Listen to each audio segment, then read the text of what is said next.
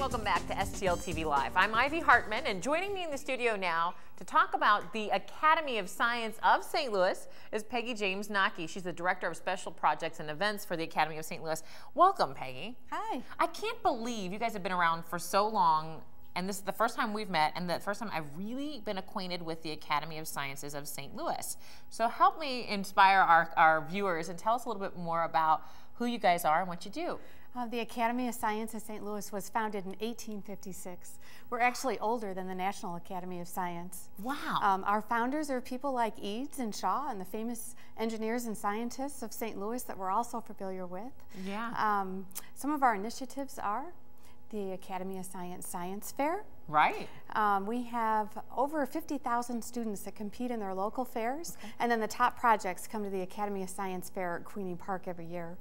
We have over $50,000 of scholarships and awards that are offered to these students, so it is a premier spot for the science students in St. Louis. And that's kind of going on right now as we speak. So we had preliminary rounds at some of the area science fairs, and then the event at Queenie Park is coming up when? It's coming up in May, the first week in May.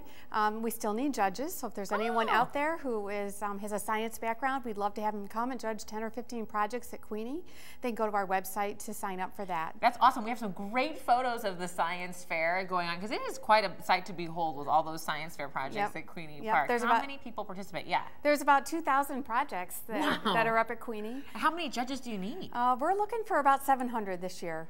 We typically have all of the projects are judged at least 2 times, and this year we're hoping for 3 to get a nice average for the kids for their scoring. You said $50,000 in prizes. Yes. Okay, talk about that. Does that go to the top 50? How does that disperse? You know what? It's dispersed all over the place. We have some awards that are specific for our honors category. We have about $10,000 that go to kids that are in grades 9 through 12.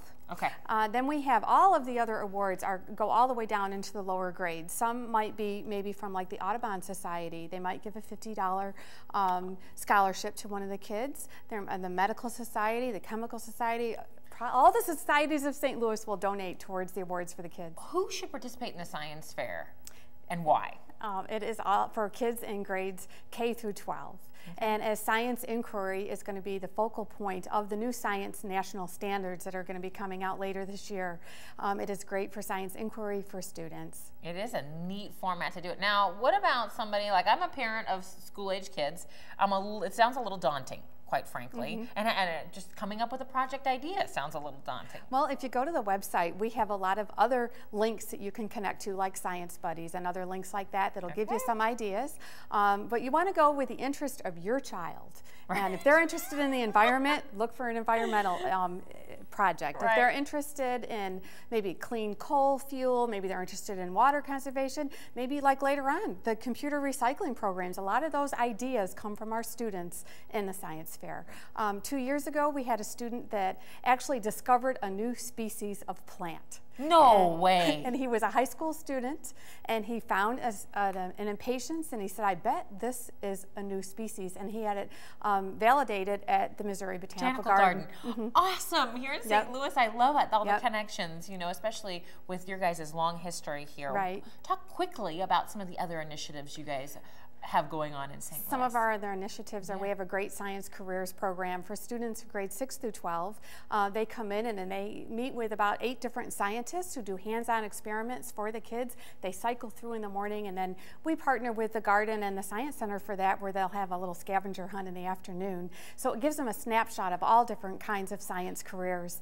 Additionally, we have the Junior Academy of Science open to kids in grades 6 through 12, and they join because they love science, and we offer 12 field trips a year. It gives another snapshot of all kinds of science careers, whether we're at an overnight at the Shaw Nature Reserve, doing a GPS trail, whether we gather the night of the shooting stars, we bring in someone from WashU Earth and Planetary Science to talk about the night sky, and there's always a scientist involved in all those field trips for kids. That is great. So for more information, I know that we've piqued your interest. The Academy of Science of St. Louis is a great way to, you can reach them through their website as academyofsciencestl.org for all the science fair information, ideas, as well as all the other initiatives that Peggy's mentioned here.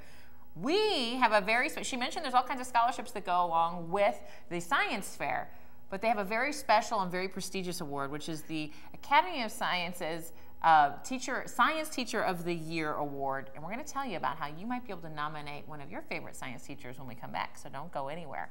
In addition to keeping you informed about what's going on with Peggy and her organization, we like to keep you informed of all the great events that are going on around St. Louis, and we try to do that by letting you know through Facebook. So friend us there.